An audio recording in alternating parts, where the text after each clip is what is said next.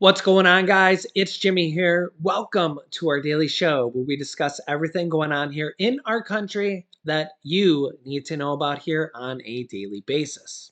Chevron's CEO says that Americans should brace for higher natural gas prices. Take a listen. Let's talk about Europe. I mean, Russia just cut off Nord Stream 1, the gas flow, the main gas pipeline to Europe, blaming Western sanctions. Russia also said this is going to be long lasting, this shut off. What does this mean for Europe?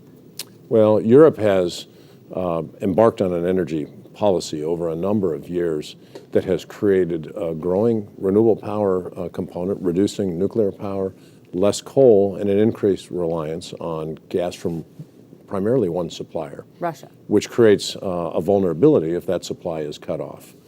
Churchill, famously said during World War II that security is through diversity of supply. are you in the camp that believes this could push Europe into a recession? How painful do you think this energy crisis in Europe will be? I think it'll be painful. Certainly, prices already are very high relative to history and relative to the rest of the world. We're already seeing this impact being felt in the European economy, and I do think it's likely that Europe goes into a recession. Energy Secretary Granholm wrote you a letter a few weeks ago and asked Chevron and other big suppliers not to export more fuel and instead to, quote, focus on building inventories here in the United States. This is after a number of Democrats in Congress called on you guys to flat out stop exporting oil out of the United States. Would a ban like that actually bring down prices for American consumers? Because that's their argument. The risk in an action like that is unintended consequences. And in fact, the U.S. is both an exporter and an importer of products. An export ban runs the risk of taking supplies that are needed in other parts of the world and reducing those, which can drive world prices up, which then can affect the price of imports into this country. Which means it doesn't get cheaper here, is what you're saying. I think there's a risk that it could take prices up, not down. So you wrote a letter to Biden over the summer responding to his letter to you. Here's part of it. Your administration has largely sought to criticize, at times vilify our industry. These actions are not beneficial to meeting the challenges we face and are not what the American people deserve. The president responded saying that you were mildly sensitive, that's a quote, and he didn't think your feelings would get hurt so quickly. Beyond that back and forth, I'm interested in if the relationship has improved. Are you guys seeing more eye to eye? Well, we've certainly been interacting with the administration more in recent times than we did in the early days. Through the period of time when prices were accelerating, there was a lot of very sharp rhetoric that was not, in my view, well informed about how energy markets really work. And we really didn't have a foundation of dialogue to agree on the things that I think we both are seeking, which are well-supplied markets, stable markets, and policies that encourage investment in supply in this country that can keep markets stable. So when you say ill-informed, are you referring in part to when the president tweeted, my message to companies running gas stations and setting prices at the pump is simple, bring down the price you are charging at the pump to reflect the cost you're paying for the product and do it now? I think that's a statement that doesn't really reflect a full knowledge of how these markets work. Why? Because the price of gasoline is set in international markets, regional markets, and it is not necessarily directly related to the input cost. If you were sitting with the president now and leading members in Congress, I wonder what the one main thing is you would ask of them. I would call for the president and others to look at what we're seeing in Europe, look at some of the signals we're even seeing in our own country, and acknowledge that a different conversation is necessary, one that balances economic prosperity and affordable energy for economic growth, one that acknowledges the importance of energy security, which is national security, as we're seeing today, and one that also acknowledges the importance of protecting the environment. In the short term, permitting reform is the single thing that could enable not only the oil and gas industry, but the renewables industry to continue to grow energy supplies in this country. So, one interesting thing he said there is that if Congress banned the oil companies from being able to export oil and gas from out of the United States, He doesn't think it would lower the price of gas. He thinks it actually might raise the price of gas. So, I mean, you can let me know your thoughts on what he's saying there, but that's an interesting thought here. And remember, see, this is a lot of people don't really understand this because oil and gas, not so much gas, but oil is traded on a global scale. Okay. And this is why the price of natural gas right now is skyrocketing to record levels. It's more than doubled. Okay. And largely because of what's going on in Russia and Europe.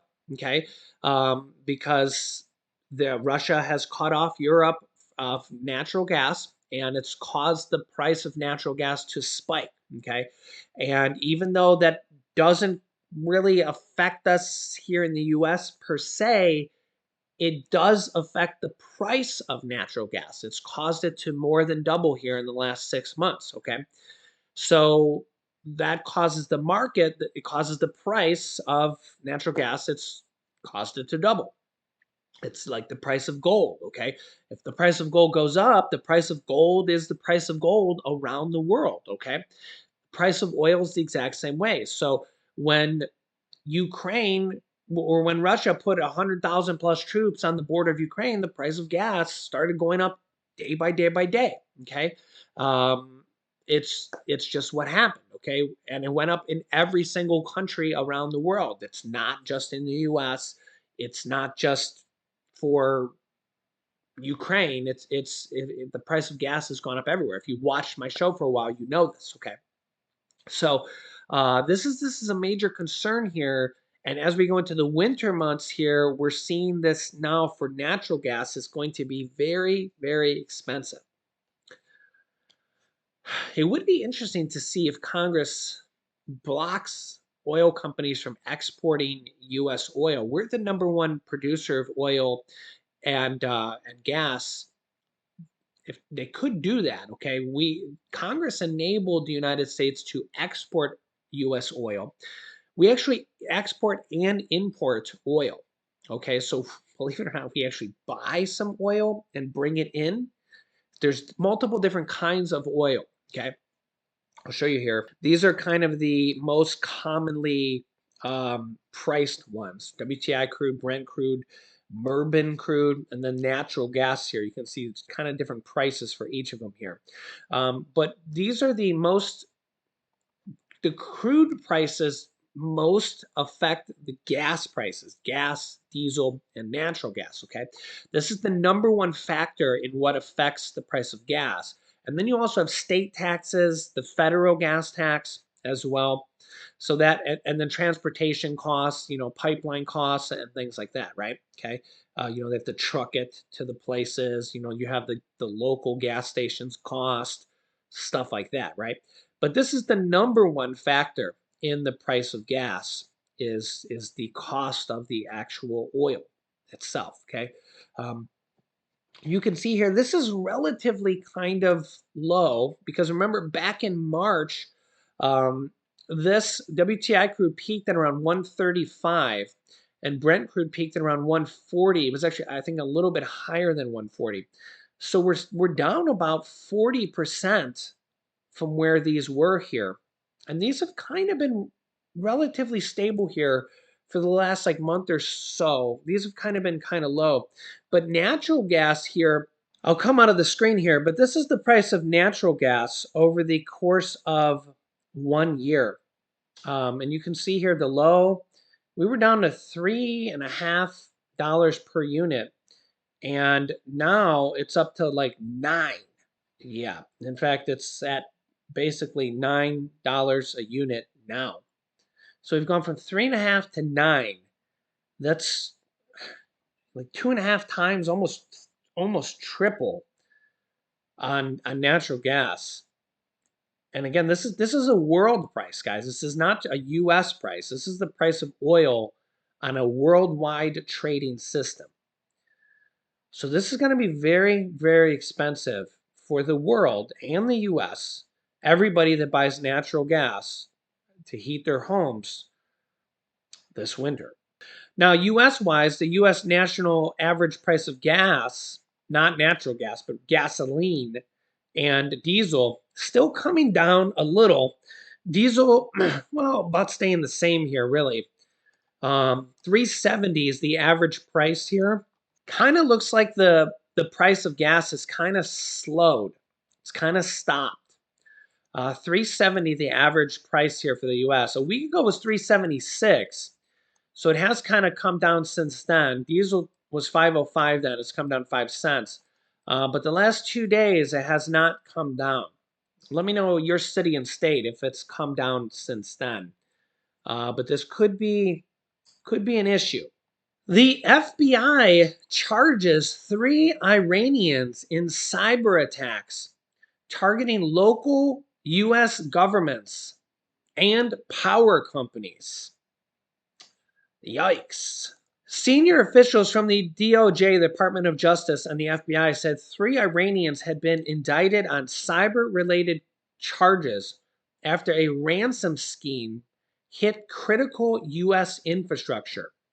The Iranian culprits were named, and well, here's their names, and believed to still be residing in Iran. There is a $10 million reward for information relating to the 3 individuals. The hackers are not believed to have been acting on behalf of the Iranian government, but have connections to the Iranian Revolutionary Guard, which is deemed a terrorist organization by the U.S. Senior DOJ and FBI officials told reporters Wednesday that this attack was a side job purely for profit and acted with impunity. Yikes. With the rising cost of college, some colleges are stepping up and really stepping up here. Princeton College to cover all college costs for students from families making up to $100,000. This is really amazing. This is because Princeton's endowment size is $37 billion. So they got the money. They actually earned a whopping 46% in their investments over the last year. Wow. Good job for them. You can see the growth on their investments here over the last 20 years or so. Their investments, their endowment size went from like 7 billion to 37 billion. So they got $37 billion and they're putting it to good use because they're earning more money every single year. So they got to use it for something, and they're using it on the students, which is a good thing. Princeton University is revising its financial aid policies so that a student from a family earning less than $100,000 a year will pay nothing for tuition, room, board, and other direct college costs for 4 years of education at the Ivy League university, the university announced in its new financial aid program today. Isn't that unbelievable? Isn't that amazing? Hopefully we see more and more colleges do this, because this is kind of a hats off applaud moment here. In addition, many students from families with income exceeding $100,000 will also receive additional financial support, including those at higher income levels. The new financial aid policies will take effect for all Princeton undergraduates starting fall of 2023. Other schools are doing this as well. Harvard Business School to provide full tuition scholarships to students with the greatest financial needs as well. Increases affordability for students from diverse socioeconomic backgrounds. In an effort to make the Masters of Business Administration MBA degree more affordable and accessible to a wider array of students, Harvard Business School announced today that it will provide scholarships to cover the total cost of tuition and course fees for those with the greatest financial needs. Approximately 10% of its student body will go to school there for completely free. Scholarships and tuition and course fees will be completely for free. And the school will also offer scholarship support to more students from middle income backgrounds, building on the approximately 50% of students who already receive scholarships. So that's a really good thing as the government tries to address the cost of college. Some of these colleges that literally have more money than they know what to do with are addressing it on their own. Of course, you have to be accepted into the colleges. Colleges like Harvard and Stanford and Princeton and colleges like that. They're not easy to get into. You got to have a 4.0 or 4.0 plus degree. It's not like you can just be anybody. You got to be a really really good student to get there. But hopefully we see more and more colleges like Ohio State and Michigan and other colleges like that to do things like this, or just lower the cost of their tuition and stuff like that as well. Because the colleges and healthcare, some of the things that are just the costs are just getting outrageous. In the previous one of the Build Back Better packages was initially a plan to provide 2 years of free community college and maybe 2 years of free state college was in that plan, but eventually was not included. A lot of it was because Republicans weren't willing to vote for it and Joe Manchin wasn't willing to vote for it. But that is something we could see in the future. And again, it's just one of the things potentially on the block here. I'll keep you up to date on that. And in today's episode of You Can't Make This Stuff Up, I seen this. I want to show this to you because you literally can't make this stuff up. Check this out. Yeah, have you ever seen a skateboarding dog? Well, apparently this is the thing. At first, I thought this was not real, but after watching it, I had to mute this here because it had background music and I won't be able to play that. Look at this dog. He does 360s and stuff. Uh, and this is going viral and stuff. And this is unbelievable. Like, you can't make this stuff up. Can you imagine? Wow. Can you imagine training a dog to do this? Look at this guy. This dog is doing 360s on a skateboard, and there's another guy on a skateboard filming him doing this. Look at this. If this doesn't brighten your day, I don't know what will. But this dog is better on a skateboard than I am. And I've only rode a skateboard a few times, but look at this. This dog's got to be the coolest guy ever. And he's like weaving in and out, in and out of traffic. Look at this guy. Imagine if you were just sitting there in the park and you've seen this dog go flying by you. Oh my God. Absolutely unbelievable. Coolest thing I've seen all week, for sure. What do you think, Snowy? We're going to make you go skateboarding. Do you think you can do it? You think you can do skateboarding? Hey, we want to see if you know how to skateboard. He's like, Daddy, I'm too tired. Mommy says he was sleeping. Were you sleeping? You're too tired to talk today? There you go. Everybody wants to hear you talk. Well, let me know your thoughts here in the comments. Let me know if you think we could get Snowy to go skateboarding here. It's not looking good. What do you think about if we give you some Toonie? Toonie? Not happening. So make sure to subscribe to our YouTube channel. I'll keep you up to date here. It's completely free to subscribe. New videos come out here every day at 10 a.m., 3 p.m., and 8 p.m. Eastern Standard Time. And I'll keep you up to date here. You can click this video here to see the big announcement coming out here on September 21st for millions of Americans. Or you can click this video here to see the recent video about $2,400 raises for Social Security. So click on one of those videos next. Thanks, guys, and we will see you